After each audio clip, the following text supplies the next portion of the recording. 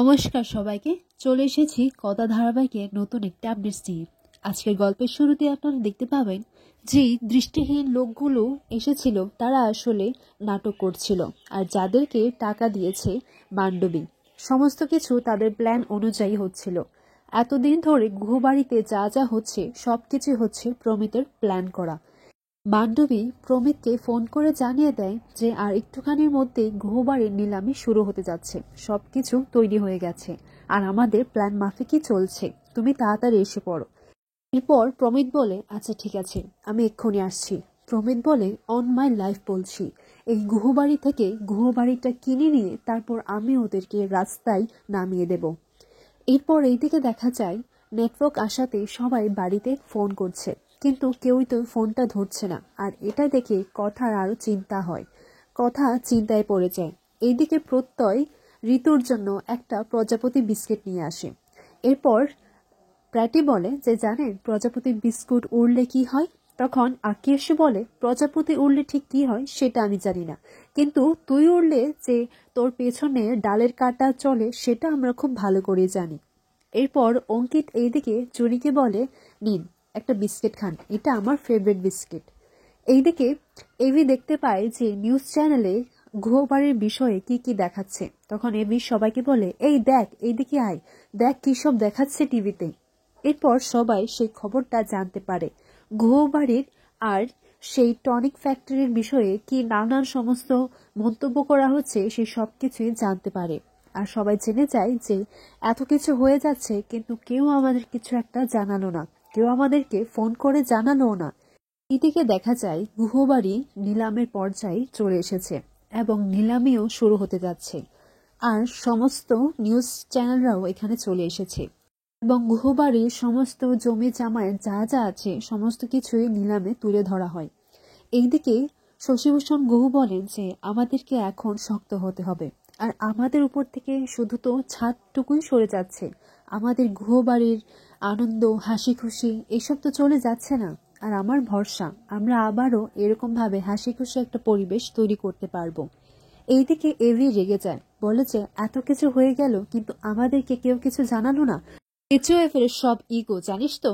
কথা এভিকে বলে, পাচক মশাই আপনি মাথাটা ঠান্ডা করুন, হয়তো কর্তা দাদু আমাদেরকে সবটা জানাতে চায়নি, হয়তো ওনারা কি রকম পরিস্থিতিতে আছে হয়তো ওনারাই বুঝতে পারছেন, আমরা এখান থেকে তো সবটা বুঝতে পারবো না, বাইরে থেকে যেমনটা দেখা যাচ্ছে তেমনটা তো নাও হতে পারে। এইদিকে দর করা শুরু হয়ে যায়, আর 11 কোটি থেকে 12 কোটি চলে যায়, আর সেই 12 কোটি এসে বলে প্রমিত। প্রমিতকে দেখে সবাই অবাক হয়ে যায়, আর গুহবাড়ির পরিবারের সবাই বলছে যে একে তো কোনো আমরা বিজনেস মিটে দেখিনি, ওকে ও হয়তো কোনো বিজনেসম্যানের নেক্সট জেনারেশন হবে। প্রমিত বলে, এই বাড়িটা তো আমাকেই পেতে হবে। ম্যান্ডি বলে, আর কেউ নেই প্রমিত, এই বাড়িটা তুমিই কিনবে। প্রমিত বলে, এটা তো এবার আমারই হলো, আর আমি নিজের হাতে অগ্নিপর গুহর হাতে এই বাড়িটা তুলে দেব, তাহলেই তো আমার ইমেজটা এদের কাছে আরো ভালো হয়ে যাবে, আর এই ফাঁকে আমি ওদের বাড়িতেও ঢুকতে পারবো। এইদিকে দেখা যায় 12 কোটি 3 বলা মাত্রই হঠাৎ করে অগ্নি এসে বলে 15 কোটি। সবাইকে তাক লাগিয়ে দেয় অগ্নি, আর অগ্নিকে দেখে সবাই ভীষণ খুশি হয়। আর অগ্নির মা বলে যে এই তো আমার অগ্নিপো চলে এসেছে। এরপর অগ্নি বলে, 15 কোটি 1, 15 কোটি 2, 15 কোটি 3, আর কেউ আছে?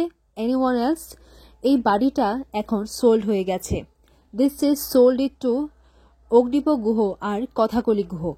এইদিকে গুহবাড়ির সবাই ভীষণ খুশি হয়। অগ্নির মা বলে যে আমার অগ্নিপ চলে এসেছে, বাবা আমাদের বাড়ি আমাদের কাছে ফিরে এসেছে।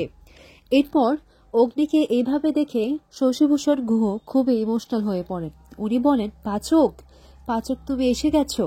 এইদিকে প্রমিতের যে প্ল্যানটা সেটা তো ফেল হয়ে যায়, বলে যে আমার ভালো হয়ে প্ল্যানটা তো ফেল হয়ে গেছে।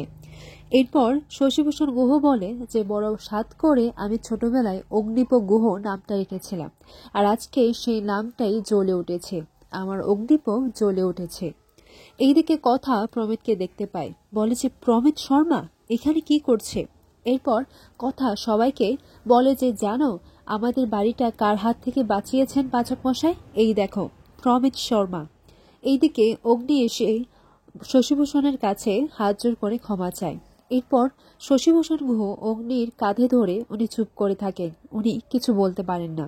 আর চিত্রা এটা ভাবছে যে আমি তো এই ময়দান থেকে সরে যাব না, কখনোই না।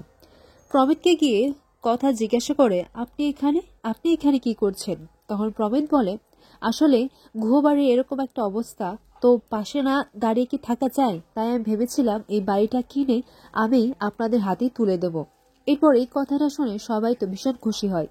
তিনিও প্রমিতের মুগ্ধতায় পঞ্চমুখ, বলে যে দেখেছিস তো, আমি বলেছিলাম এই ছেলেটা না খুব ভালো। আগামী পর্বে দেখা যায় যে প্রমিতের সঙ্গে গুহবাড়ির সকলের সাথে আলাপ করিয়ে দেয়। আর অ্যানি বলে, আপনি বালুকা পরে আমার জন্য সারপ্রাইজ রেখেছিলেন তাই না? প্রমিত বলে, আমি সারপ্রাইজ দিতে ভালোবাসি। এরপর কথা দেখে এটাই ভাবতে লাগে যে বারবার ওনার সাথে আমাদের দেখা হচ্ছে, আর উনি বারবারই আমাদের সাহায্য করে যাচ্ছেন। আর এমন মানুষ কি আদৌ হয়?